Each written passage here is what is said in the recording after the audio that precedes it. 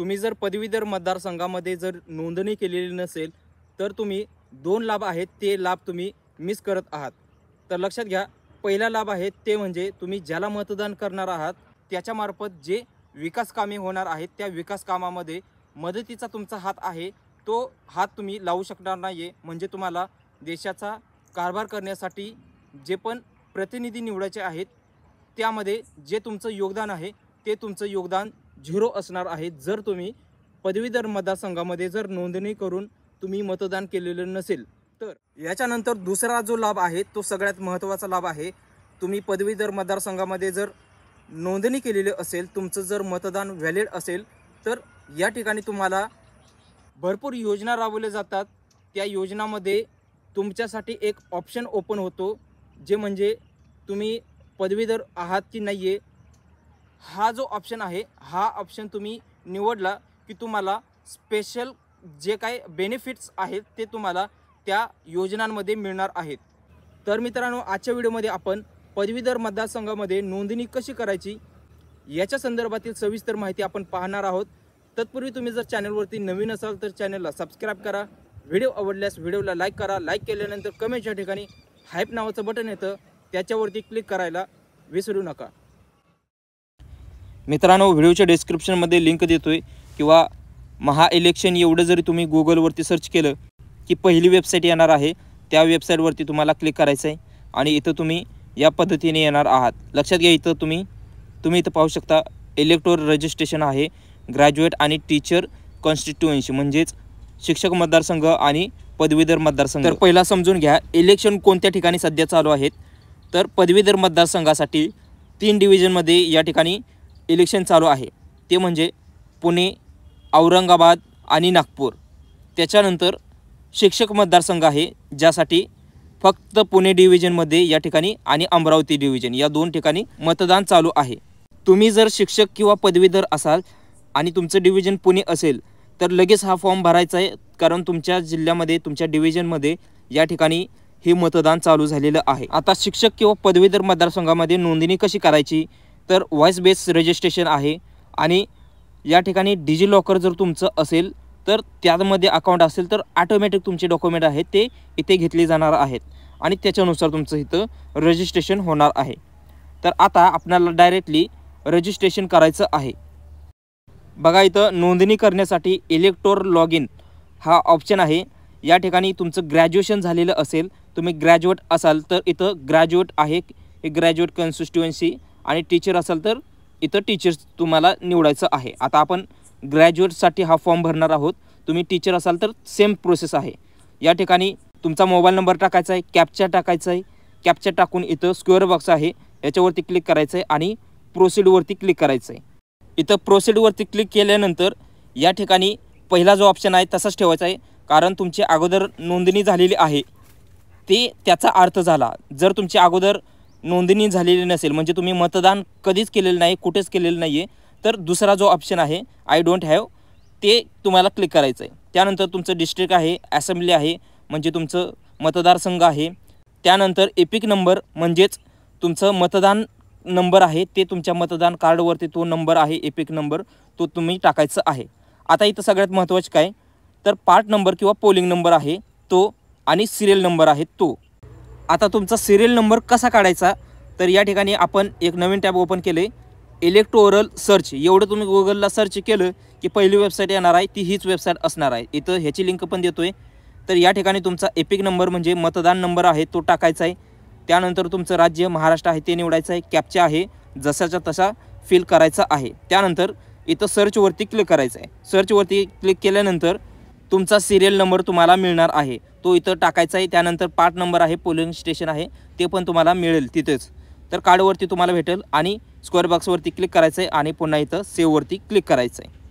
बघा, या ठिकाणी ग्रॅज्युएट वोटर रजिस्ट्रेशन आहे, यामध्ये तुम्हाला पहिला कॉन्स्टिट्युएन्सी आहे ती कोणती आहे ते बघायचं आहे आणि इथं डिजी लॉकरमधून तुमची माहिती घेण्यासाठी यस आणि कंटिन्यू हा जो ऑप्शन आहे याच्यावरती क्लिक करायचं आहे। त्यानंतर तुमचं डिजी लॉकरवरती जर अकाउंट असेल तर तुमचं ऑटोमॅटिक तुमचं जे काही डॉक्युमेंट आहेत ते या ठिकाणी सबमिट होणार आहेत।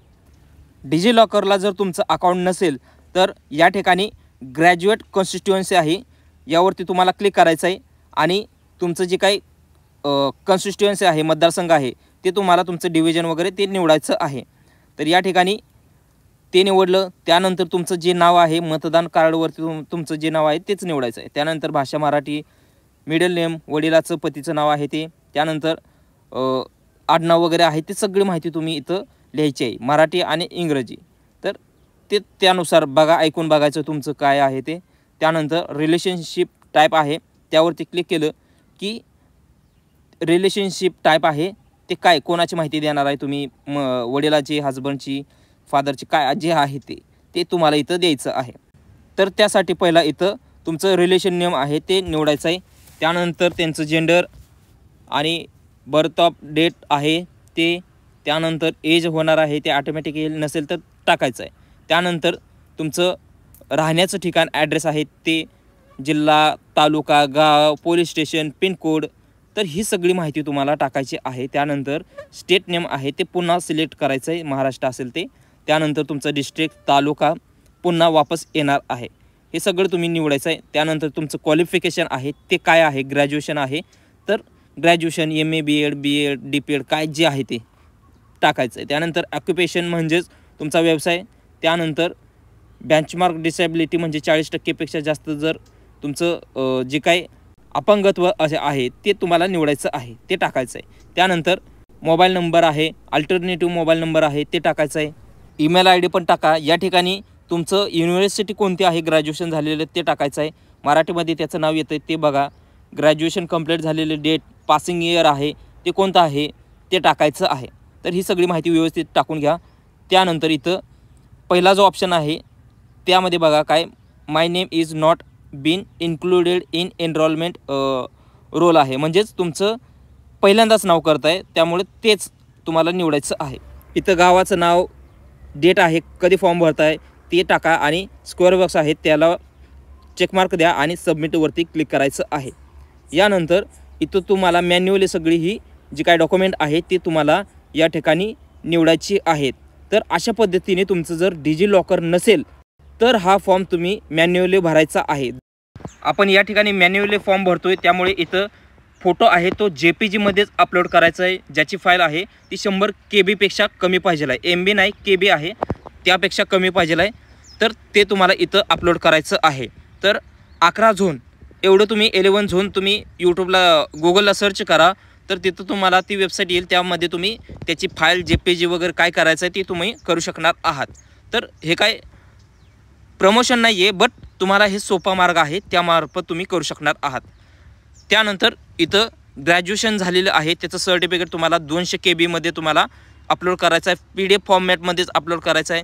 ॲड्रेस आहे तो PDF मध्ये 200 KB मध्ये तुम्हाला ॲड्रेस टाकायचा आहे. आधार कार्ड किंवा इलेक्शन ॲड्रेस आहे तो टाकायचा आहे. तर हे तुम्हाला प्रूफ करायचं आहे. त्यानंतर मॅरेज सर्टिफिकेट असेल तर ते तुम्ही इथं टाकायचं आहे, PDF मध्ये टाकायचं आहे आणि फाईलची साईज 200 KB आहे त्यामध्ये टाकायचं आहे. तर ही सगळी डॉक्युमेंट अपलोड करून झाल्यानंतर इथं तुम्हाला खाली सेव्ह आहे त्याच्यावरती क्लिक करायचं आहे. जर तुमचं डिजिलॉकरमध्ये अकाउंट ऑलरेडी असेल तर लक्षात घ्या, तुम्हाला येस कंटिन्यू हा जो ऑप्शन आहे याच्यावरती तुम्हाला क्लिक करायचं आहे आणि ॲटोमॅटिक तुमची जी काही डॉक्युमेंट आहे ते ऑटोमॅटिक घेतली जाणार आहे, सगळी माहिती ऑटोमॅटिक घेतली जाणार आहे. तर या ठिकाणी येस कंटिन्यूवरती जर तुम्ही क्लिक केलं की तुमच्यासमोर हे रजिस्ट्रेशन कंप्लीट झालेलं आहे. इथं ॲक्नॉलेजमेंट नंबर आहे तो तुम्हाला कॉपी करून ठेवायचा आहे, ह्याचा स्क्रीनशॉट काढा आणि तुम्हाला इथं होम बटन आहे यावरती क्लिक करायचं आहे आणि जे काय तुमचं स्टेटस आहे तो तुम्ही पाहत राहायचं आहे. तर अशा पद्धतीने तुम्ही शिक्षक आणि पदवीधर मतदारसंघामध्ये तुम्ही नोंदणी करू शकणार आहात. मित्रांनो, व्हिडिओ महत्त्वाचा होता त्यामुळे व्हिडिओला हाईप करायला विसरू नका.